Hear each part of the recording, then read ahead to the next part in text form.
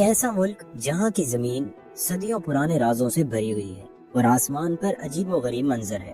آج ہم سفر کریں گے فلپائن کا، لیکن کیا آپ جانتے ہیں کہ یہاں کی زمین پر ایک ایسی جنت چھپی ہوئی ہے جس کا خواب ہر انسان دیکھنا چاہتا ہے۔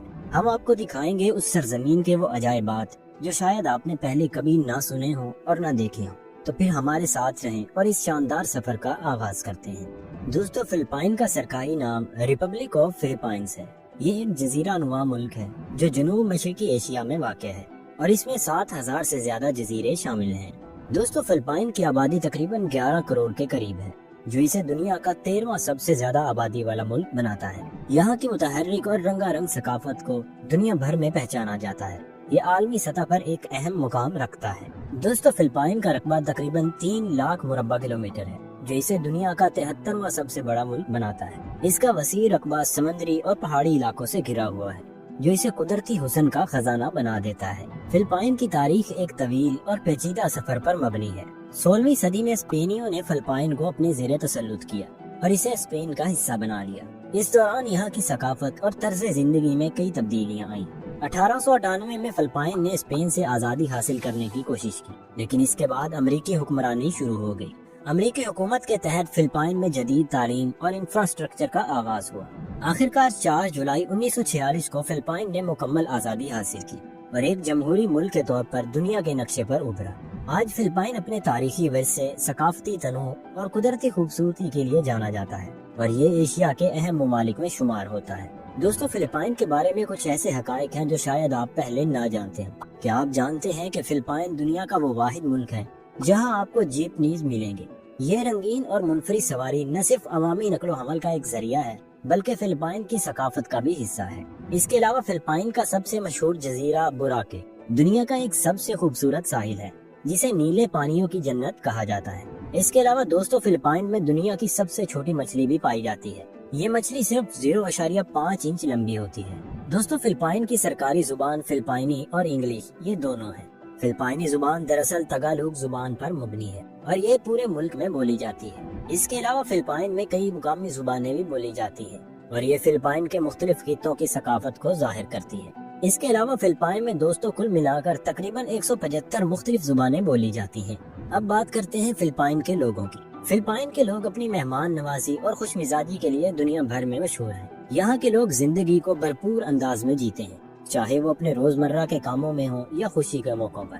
فلپائن میں عیدین اور دوسرے تہواروں کا اہتمام بہت جوش و خروش سے کیا جاتا ہے اور خاندان کا کردار یہاں بہت اہم ہوتا ہے۔ زیادہ تر فلپائنی خاندان اپنے بڑوں کی عزت کرتے ہیں اور خاندان کے تمام افراد ایک دوسرے کے قریب رہ کر اپنی زندگی گزارنا پسند کرتے ہیں۔ اس کے علاوہ فلپائن کے زیادہ تر لوگ سمندر کے قریب رہتے ہیں اور مچھلیاں پکڑنا اور سمندری کھانے کھانا یہاں کی ثقافت کا ایک لازمی حصہ ہے۔ دوستو، فلپائنی عوام کی سب سے بڑی خصوصیت ان کا مثبت رویہ ہے۔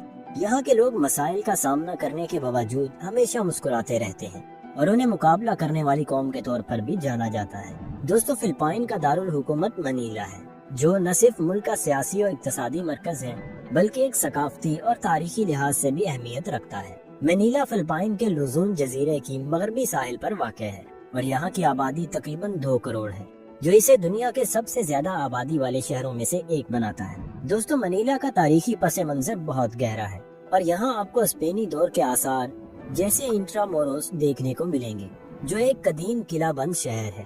اس کے علاوہ ریکلیمیشن ایریا اور منیلا بے یہ بھی اس شہر کے مشہور سیاحتی مقامات میں شامل ہیں۔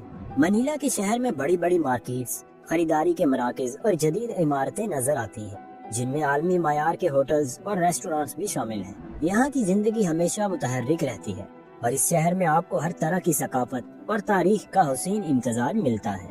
دوستو، جس طرح ہر ملک کے کچھ بہترین دوست اور بدترین دشمن ہوتے ہیں، اسی طرح اگر فلپائن کے بہترین دوستوں کی بات کی جائے تو یہ امریکہ، جاپان اور آسٹریلیا ہے۔ دوستو، فلپائن اور امریکہ کے درمیان ایک طویل تاریخ ہے، خاص طور پر امریکی حکمرانی کے دور سے۔ دونوں ممالک کے درمیان مضبوط سیاسی، اقتصادی اور فوجی تعلقات ہیں۔ فلپائن نے کئی بین الاقوامی فورمز پر امریکہ کا ساتھ دیا اور دونوں ممالک مشترکہ دفاعی معاہدوں میں بھی شریک ہیں۔ اس کے علاوہ جاپان اور فلپائن کے درمیان 2 طرفہ تعلقات بھی بہت مضبوط ہیں۔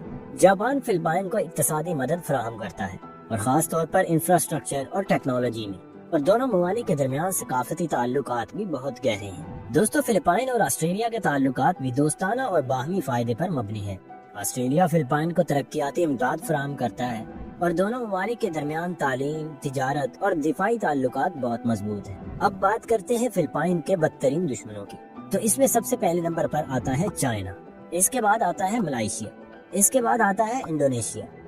دوستو فلپائن کی معیشت دنیا کی تیز ترین بڑھتی ہوئی معیشتوں میں شامل ہے اور اس کی کل جی ڈی پی تقریباً 400 ارب امریکی ڈالرز کے قریب ہے، جو اسے دنیا کی 30ویں سب سے بڑی معیشت میں شمار کرتا ہے۔ اس معیشت کی ترقی کا سب سے بڑا حصہ صنعت اور زراعت کے شعبوں میں نظر آتا ہے، جہاں روز بروز ترقی ہو رہی ہے۔ دوستو اگر فلپائن میں لوگوں کی سالانہ آمدنی کی بات کی جائے تو یہ تقریباً 3700 امریکی ڈالرز کے قریب ہے، جو اسے ایک درمیانی آمدنی والے ملک کے طور پر درجہ بندی دیتا ہے۔ دوستو فلپائن کی کرنسی کا نام پیسو ہے، تو ایک فلپائنی پیسو کی قیمت تقریباً 1.5 بھارتی روپے اور 3 پاکستانی روپے کے برابر ہے۔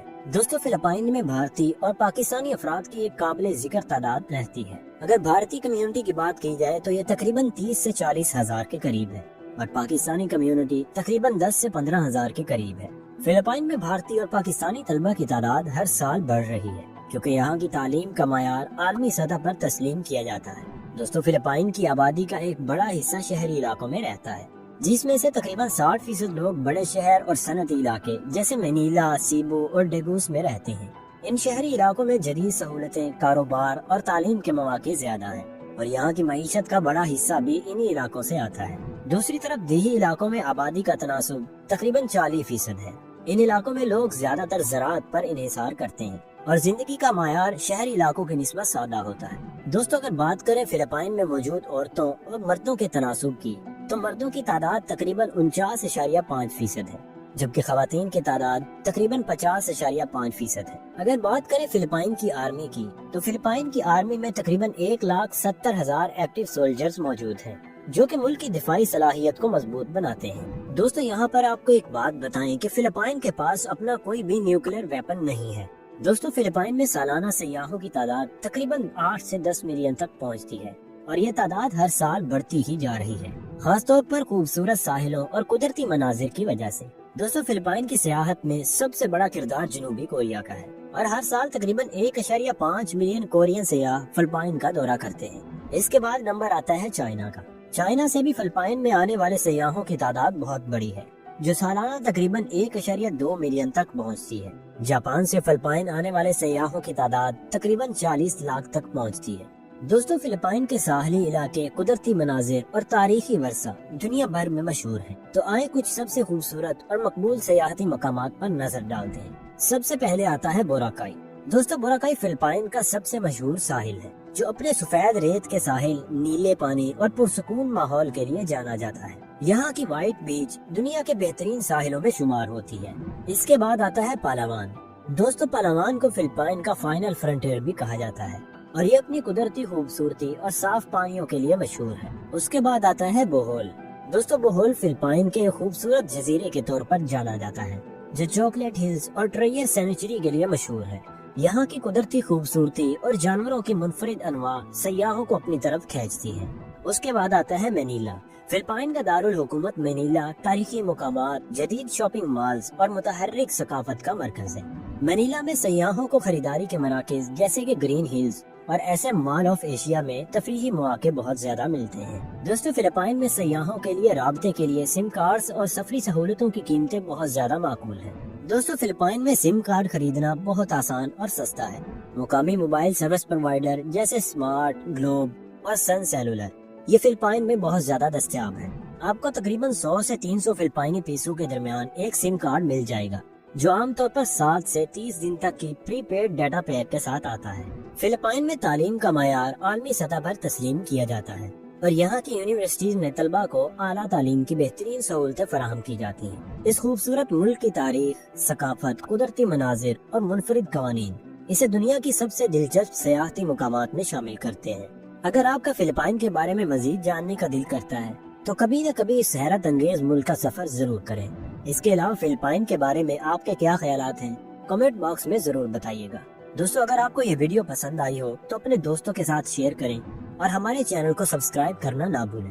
ملتے ہیں اگلی ویڈیو میں، تب تک کے لیے اللہ حافظ۔